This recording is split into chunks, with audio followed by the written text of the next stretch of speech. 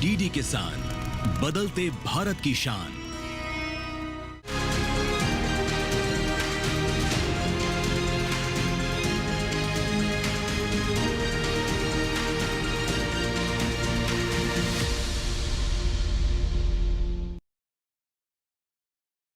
नमस्कार, आप देख रहे हैं दूरदर्शन किसान। कार्यक्रम कृषि दर्शन में आप सभी का स्वागत है। मैं हूं मोनालिसा। कृषि दर्शन कार्यक्रम में हम अलग अलग सेगमेंट जैसे कि विज्ञान और किसान, कृषि स्टार्टअप और फार्मिंग इंडिया के जरिए कृषि क्षेत्र से जुड़ी हुई ऐसी जानकारियां लेकर आते हैं जिनका लाभ उठाते हुए आप अपनी कृषि को उन्नत बना सकते हैं।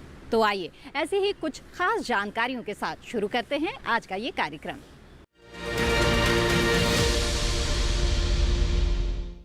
आइए कार्यक्रम कृषि दर्शन की शुरुआत करते हैं और देखते हैं क्या खास जानकारी आपके लिए आ रही है मंत्रालय से। किसान साथियों, फसल की अच्छी गुणवत्ता के लिए ज़रूरी है बीज का गुणवत्तापूर्ण होना, और ऐसे में बीज को कई तरह के रोगों से बचाने के लिए बुआई से पहले बीजोपचार करना बेहद ही ज़रूरी है। आइए देखते हैं कि कृषि भवन स्थित डीडी किसान स्टूडियो से DPPQS फरीदाबाद के उपनिदेशक डॉक्टर VD निगम हमें बीजोपचार के बारे में क्या जानकारी दे रहे हैं। बीज उपचार एक व्यवहारिक विधि है जिसमें रोगों व कीटों की मुक्त रखने के लिए इनको हम ताप या रसायन या जैव कीटनाशकों द्वारा उपचारित करते हैं। इसका मुख्य उद्देश्य कीटों और बीमारियों की रोकथाम करना है। बीज उपचार की मुख्य रूप से 3 विधियां हैं, जैसे सूखा बीज उपचार। इसमें हम एक बर्तन लेते हैं, हो सके तो मिट्टी का बर्तन ज़्यादा उपयोगी होता है। इसमें हम बीज को रख लेते हैं और बीज पे थोड़ा नमी का छिड़काव करते हैं और उसमें जो अनशोषित मात्रा है जैव कीटनाशकों का उसको डस्टिंग कर देते हैं और उसको अच्छे से मिला के छाया में रख देते हैं। इसी तरीके से अगर हम खुले में जैसे तिरपाल या फर्श पे भी बीज को फैलाकर उसमें हल्का पानी का छींटा मारते हैं तथा अनुशंसित जो जैव कीटनाशक है उसका बुरकाव करके उनको अच्छे से मिक्स कर लेते हैं और बुआई से पहले करीब करीब छाया में 12 से लेके 24 घंटे तक अगर रख देते हैं, उसके बाद अगर हम बुआई करते हैं तो बहुत फ़ायदे होते हैं। इसके अलावा दूसरी विधि है जो स्लरी विधि, जिसमें हम स्लरी या घोल बनाकर जैव कीटनाशकों का तैयार करते हैं। इसमें हम बीज को डीप कर देते हैं और 1-2 घंटे बाद बुआई करते हैं। तीसरी विधि हमारी बीज पैलेटिंग। यह एक कमर्शियल विधि है जिसमें बड़े पैमाने पे कमर्शियल तरीके से बीज उपचार करने के लिए हम प्रयोग करते हैं। इसमें बीज पैलेटिंग एक मशीन और तकनीकी के माध्यम से किया जाता है जो बीज को एक सुदृढ़ आकार देकर इनको उपचारित किया जाता है।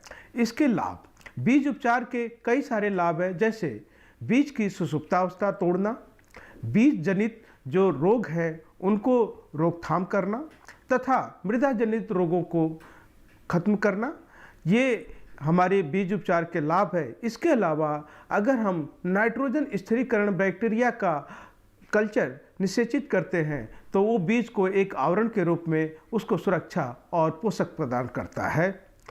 बीज उपचार मुख्य रूप से हम लोग कई सारे जैव कीटनाशकों का इस्तेमाल करते हैं, जैसे ट्राइकोडर्मा विरिडी और ट्राइकोडर्मा हर्जियानम।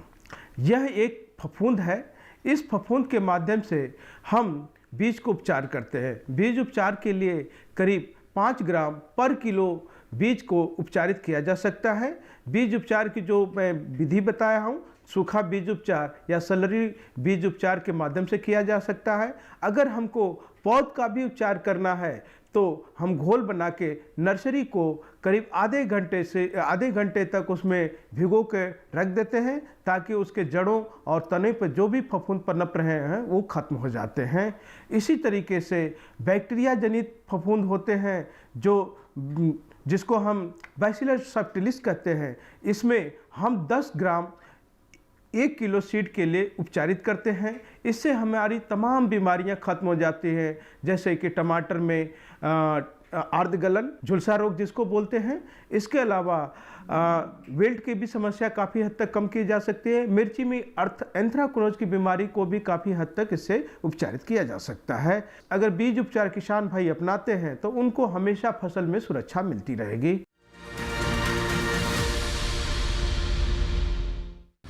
आइए कार्यक्रम कृषि दर्शन में आगे बढ़ते हैं और देखते हैं सेगमेंट विज्ञान और किसान।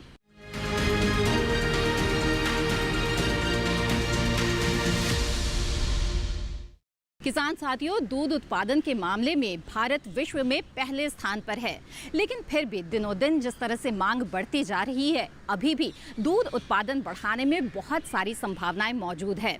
अगर आप अतिरिक्त आमदनी के लिए डेयरी फार्मिंग से जुड़ना चाहते हैं तो ये आपके लिए बहुत ही लाभप्रद हो सकता है। और डेयरी फार्मिंग में तो अब कई तरह की आधुनिक तकनीकें भी आ चुकी हैं। तो आइए डेयरी फार्मिंग से जुड़ी हुई कुछ खास बातें जानते हैं।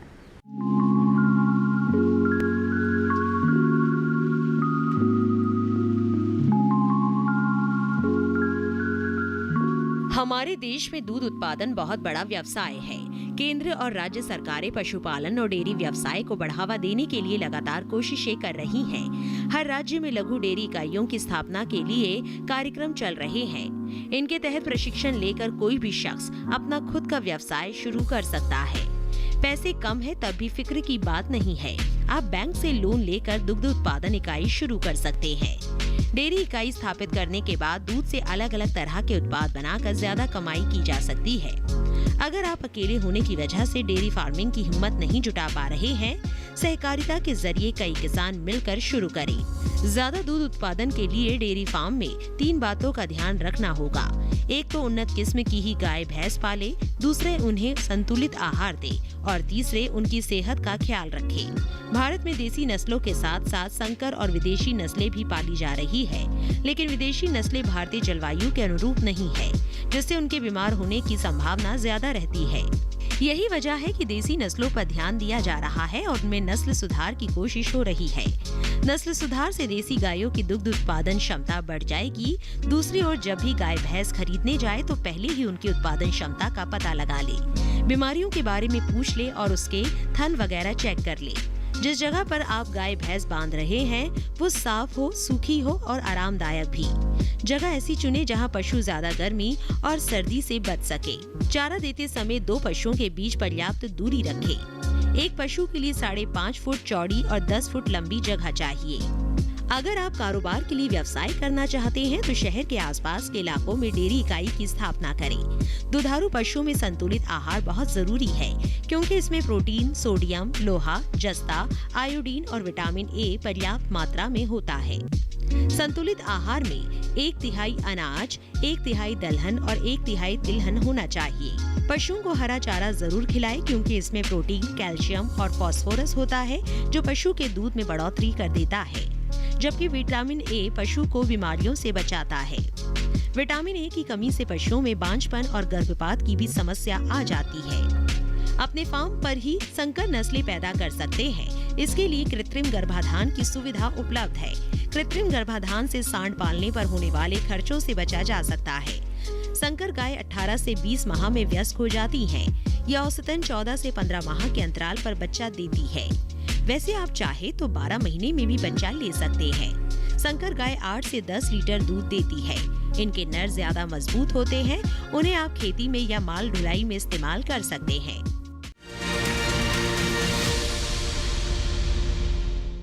कार्यक्रम कृषि दर्शन में मिलवाएंगे अब आपको सफल किसान से अगले सेगमेंट कृषि स्टार्टअप में।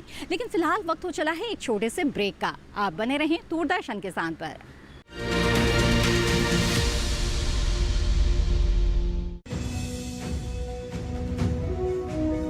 भारत सरकार का हर प्रयास किसानों को दे रहा है एक नई आस। देश के किसानों की खुशहाली और उन्हें आत्मनिर्भर बनाने के लिए भारत सरकार समर्पित है। प्रधानमंत्री श्री नरेंद्र मोदी जी के नेतृत्व में कृषि क्षेत्र में किए गए निरंतर प्रयासों के फलस्वरूप देश खाद्यान्न व बागवानी के क्षेत्र में आत्मनिर्भर हो चुका है और देश में दलहन का उत्पादन भी बढ़ा है। इसी तरह भारत सरकार ने खाद्य तेलों के उत्पादन को बढ़ाने के भी अनेक प्रयास किए हैं। इसी क्रम को आगे बढ़ाते हुए माननीय प्रधानमंत्री श्री नरेंद्र मोदी जी के नेतृत्व में भारत सरकार ने दूरदर्शी निर्णय लेते हुए राष्ट्रीय खाद्य तेल मिशन ऑयल पाम की शुरुआत की है। इस मिशन से देश भर के किसानों को बहुत लाभ मिलेगा। कृषि के पूंजी निवेश में वृद्धि होगी, खाद्य तेल आयात पर देश की निर्भरता कम होगी और रोजगार के नए अवसर पैदा होंगे। खाने के तेल में आत्मनिर्भरता के लिए अब राष्ट्रीय खाद्य तेल मिशन ऑयल पाम का संकल्प लिया गया है। इससे किसानों को तो सीधा लाभ होगा ही, गरीब और मध्यम वर्ग के परिवारों को सस्ता और अच्छी क्वालिटी का तेल भी मिलेगा। यही नहीं, ये मिशन बड़े स्तर पर रोजगार का निर्माण करेगा। इस मिशन के अंतर्गत ऑयल पाम का रकबा और पैदावार बढ़ाने पर जोर देने के लिए सरकार ने 11,000 करोड़ रुपए से अधिक की सहायता राशि निर्धारित की है। मिशन के तहत सरकार ने ऑयल पाम की खेती के लिए रोपण आदि की सहायता में बढ़ोतरी करते हुए पहले मिलने वाले 12,000 रुपए प्रति हेक्टेयर को बढ़ाकर 29,000 रुपए प्रति हेक्टेयर तक कर दिया है। ऑयल पाम के पुराने बागों के पुनरुद्धार के लिए 250 रुपए प्रति पौधा के हिसाब से विशेष सहायता दी जा रही है। पौधारोपण सामग्री की कमी दूर करने और बीजों की पैदावार करने वाले बागों को भी सहायता दी जाएगी। इसके तहत 15 हेक्टेयर ऑयल पाम उद्यान के लिए 80 लाख रुपए तक की सहायता राशि दी जाएगी। इसके अलावा नर्सरी विकास के लिए 40 लाख रुपए तक तय किए गए हैं। पूर्वोत्तर और अंडमान राज्यों के लिए विशेष सहायता का भी प्रावधान है। ऑयल पाम के किसान ताजे फलों के गुच्छे यानी FFB का उत्पादन करते हैं, जिनकी वर्तमान में कीमतें अंतर्राष्ट्रीय मूल्यों में उतार चढ़ाव के आधार पर तय होती हैं। पहली बार केंद्र सरकार ताजे फलों के गुच्छे की कीमत के लिए किसानों को आश्वासन दे रही है। ये व्यवहार्यता मूल्य यानी VP कहलाएगा, यानी किसानों को कोई घाटा नहीं होने दिया जाएगा। व्यवहार्यता मूल्य VP तय करने की शुरुआत 1 नवंबर से होगी और अगले वर्ष 31 अक्टूबर तक जारी रहेगी। इसे ऑयल पाम वर्ष कहा जाएगा। इस योजना के तहत वर्ष 2025-26 तक ऑयल पाम का रकबा 6.5 लाख हेक्टेयर सृजित करने और कच्चे ऑयल पाम की पैदावार वर्ष 2025-26 तक 11.20 लाख टन पहुंचाने का लक्ष्य निर्धारित किया गया है। सरकार के इस महत्वपूर्ण निर्णय से देश में ऑयल पाम की खेती करने वाले किसानों में विश्वास पैदा होगा और वे खेती का रकबा बढ़ाएंगे। इस तरह पाम ऑयल का उत्पादन भी बढ़ेगा, जिससे किसानों की आय बढ़ेगी और ग्रामीण अर्थव्यवस्था भी सुदृढ़ होगी।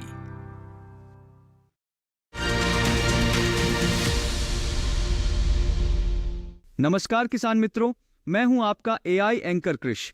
आज हम बात कर रहे हैं गोवा सरकार की एक नई और सराहनीय पहल की, जिसका नाम है फ्रेंड्स ऑफ कोकोनट ट्री अभियान।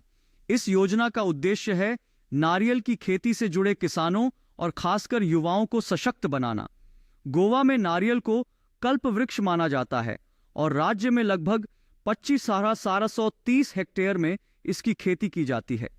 इस अभियान के तहत युवाओं को 8 दिन का विशेष प्रशिक्षण दिया जा रहा है, जिसमें उन्हें नारियल के पेड़ पर चढ़ने की आधुनिक तकनीक, पेड़ों की देखभाल, कीट नियंत्रण, फसल की गुणवत्ता बढ़ाने जैसे विषयों पर पूरी जानकारी दी जाती है।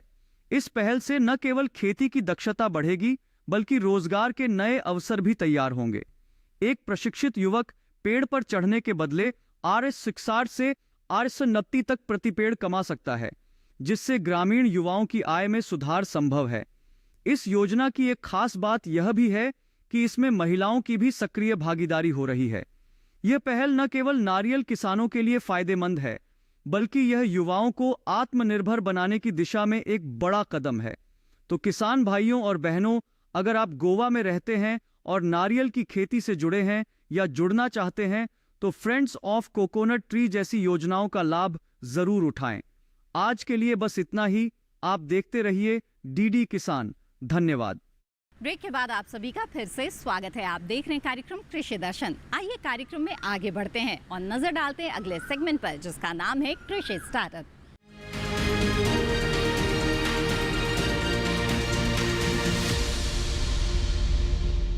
हमारे देश में बहुत से ऐसे प्रगतिशील किसान हैं जो अपनी जिंदगी संवारने के साथ ही अब दूसरे किसानों के लिए भी प्रेरणा स्रोत बन चुके हैं। इसके पीछे नई सोच होती है, कड़ी लगन होती है और कृषि वैज्ञानिकों की सलाह भी होती है। ऐसे ही एक खास सफल किसान से आपको मिलवाते हैं आज के कृषि स्टार्टअप में। आइए देखते हैं। एक ऐसी ही महिला कृषि उद्यमी हैं रीता देवी। झारखंड के रामगढ़ जिले के गोला प्रखंड का एक छोटा सा गांव है डुंडीगाछी, जहां की रहने वाली है रीता, जो आत्मविश्वास से भी लबरेज हैं, जिन्होंने अपने जीवन में कभी हारना नहीं सीखा। इंटर तक की पढ़ाई पूरी करने के बाद 16 वर्ष की कम उम्र में ही इनकी शादी शक्ति राम महतो से हो गई थी। कच्ची उम्र में पारिवारिक दायित्वों का बोझ इनके लिए किसी चुनौती से जरा भी कम न था। समस्याएं बहुत थी, लेकिन उससे निकलने का हुनर रीता को मालूम था। गांव की महिला समिति और ग्राम संगठन के रोजगार समिति से जुड़ने के साथ शुरू हुई इनकी फर्श से अर्श तक पहुंचने की विकास यात्रा।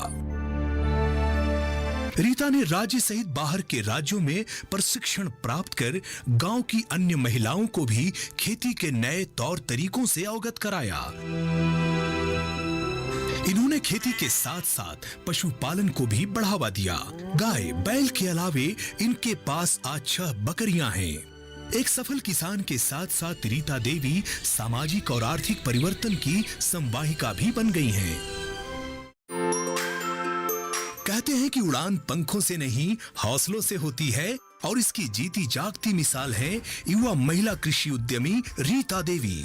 रीता आज कोई आम किसान नहीं है, बल्कि नई सोच और समझ रखने वाली एक प्रगतिशील महिला कृषि उद्यमी है। इन्होंने अपने क्षेत्र में वैज्ञानिक खेती की नींव रखी। आरंभ में रीता को गांव वालों के ताने भी सहने पड़े, लेकिन इन्हें इनके इरादों से कोई विचलित न कर पाया। रीता देवी के पास कुल 50 डिसमिल जमीन है, जिस पर ये कई तरह की फसल तो उगाती ही हैं, लेकिन इस क्षेत्र में पहली बार फूलों की खेती और बीज उत्पादन का काम रीता देवी ने शुरू किया। इन्होंने अपने 25 डिसमिल जमीन पर एक टमाटर बीज उत्पादन का कार्य भी शुरू किया। रीता ने गांव के प्रत्येक किसानों को उन्नत बीज उपलब्ध करवाकर पैदावार में भी बढ़ोतरी की है, और यही कारण है कि गांव के दूसरे किसान आज रीता के मुरीद हो गए हैं। रीता लोगों की आजीविका को सशक्त बनाकर नारी सशक्तिकरण की दिशा में भी अहम भूमिका का निर्वाह कर रही हैं। ये सामाजिक समस्याओं के निदान में भी बढ़ चढ़कर हिस्सा लेती हैं। रीता देवी वन रक्षा समिति की सक्रिय सदस्य भी हैं। कल तक जो इन पर तंज कसा करते थे, आज वे भी रीता से आर्थिक मदद प्राप्त कर रहे हैं। जहाँ भी हम लोग का ये ट्रेनिंग होता है तो प्लानिंग हम लोग पहले से बनाते हैं कि इस बार मौसम का हिसाब से कि क्या इस बार लगाने का है, तो हम लोग तैयार करते हैं कि इस बार हम लोग जितना भी कृषि उद्यमी हैं सबको हम लोग अपना डिमांड किए हैं कि ओनियन का खेती करेंगे, और ये गांव को यही वाला बढ़ावा देते हैं कि अच्छा से खेती कीजिए और अच्छा मेहनत कीजिए। रीता देवी आज अपने क्षेत्र में किसी परिचय की जरा भी मोहताज नहीं। इन्होंने अपनी मेहनत से जो मुकाम हासिल किया है वो हम सब के लिए प्रेरणा का स्रोत है। इनकी कामयाबी पूरे देश और राज्य के लिए गर्व की बात है। उनकी उपलब्धियों के लिए उन्हें सलाम। कृषि दर्शन कार्यक्रम में वक्त हो चला है एक और छोटे से ब्रेक का। जल्द हाजिर होंगे लेकर अगला सेगमेंट फार्मिंग इंडिया। आप बने रहें दूरदर्शन किसान पर।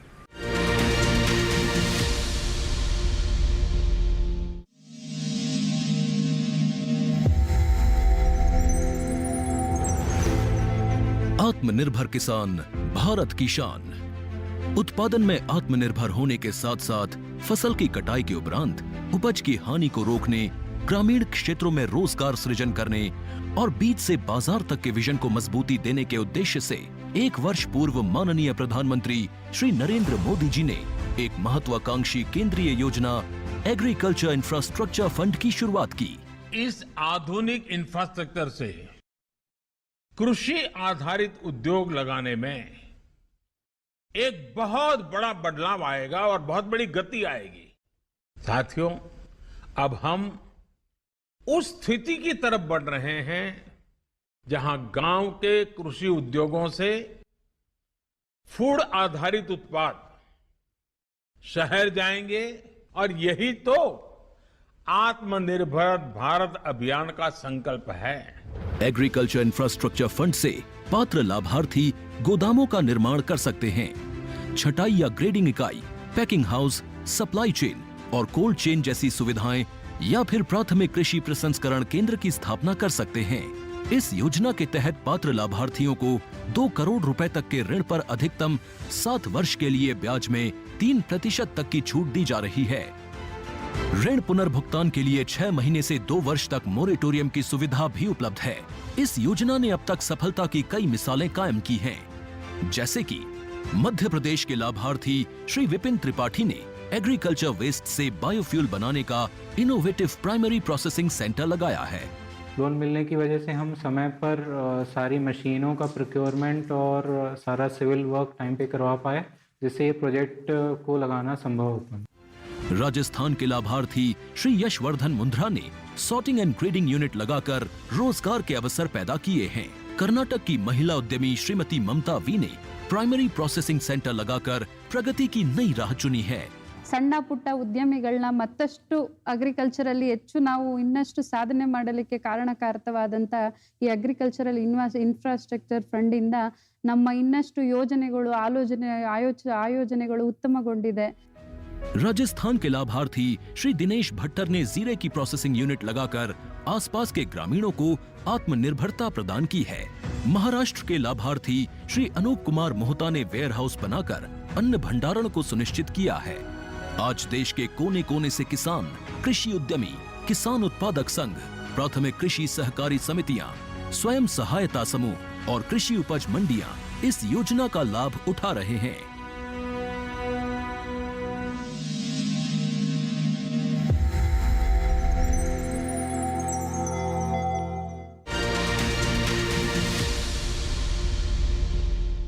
नमस्कार किसान मित्रों, मैं हूं आपका एआई एंकर कृष।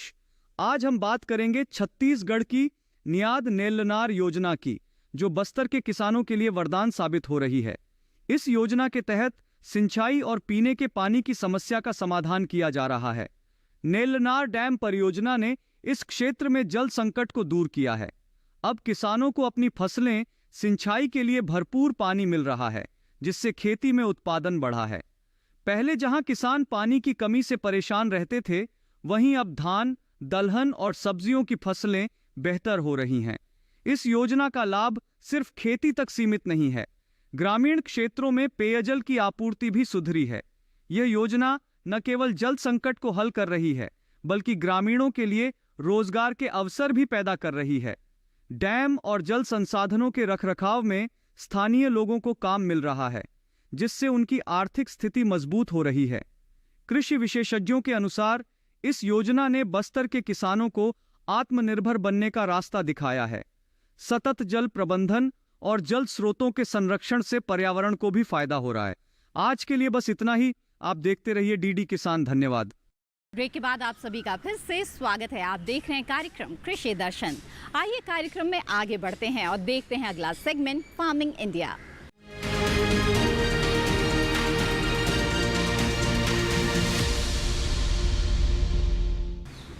किसान साथियों, आप खेतों में कड़ी मेहनत करते हैं, लेकिन इसका फल आपको तभी मिल सकता है जब आपको अपनी उपज का वाजिब दाम भी मिले। और ऐसे में आपको तय करना होता है कि आप अपनी उपज को कहां बेचें। इस बारे में अहम जानकारी आपको मिल सकती है ई-नाम पोर्टल के जरिए। जी हां, राष्ट्रीय कृषि बाजार, जो किसानों के लिए एक डिजिटल प्लेटफॉर्म मुहैया कराता है। इससे किसानों को किस तरह से लाभ हो रहे हैं, आइए जानते हैं।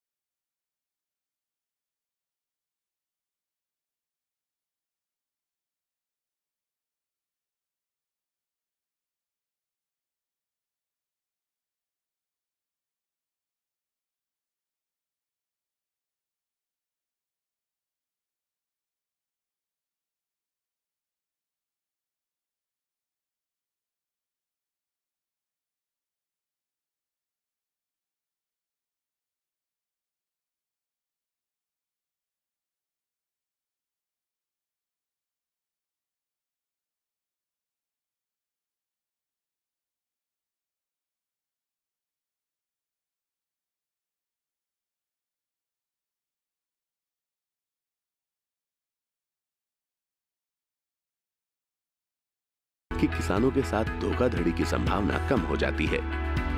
दूसरा फायदा ये है कि अन्नदाता की पहुंच ज्यादा मंडियों और व्यापारियों तक सीधे हो गई है। तीसरे, मंडियों में आवक और भाव की तुरंत जानकारी मिल जाती है। और चौथा, भुगतान बहुत जल्दी हो जाता है और पैसा सीधे किसान के खाते में जाता है। तो अगर आप भी सुविधा का फायदा उठाना चाहते हैं तो ई-नाम पर रजिस्ट्रेशन कराना होगा। रजिस्ट्रेशन की कोई फीस नहीं है। कृषि दर्शन कार्यक्रम में आज हम आपके लिए जो जानकारियां लेकर आए हैं, हमें उम्मीद है कि इससे आपको लाभ जरूर होगा। इस कार्यक्रम से संबंधित अपने विचार आप हमारे साथ जरूर साझा करें। आप हमें पत्र लिख सकते हैं। हमारा पता है कृषि दर्शन, कमरा नंबर 58, CPC खेलगांव, नई दिल्ली 110049। आप चाहें तो हमें ईमेल भी भेज सकते हैं। ईमेल ID है krishidarshandddk@gmail.com। इसी के साथ कृषि दर्शन की आज की कड़ी में बस इतना ही। हमें दीजिए इजाजत। आप बने रहें दूरदर्शन किसान पर। नमस्कार।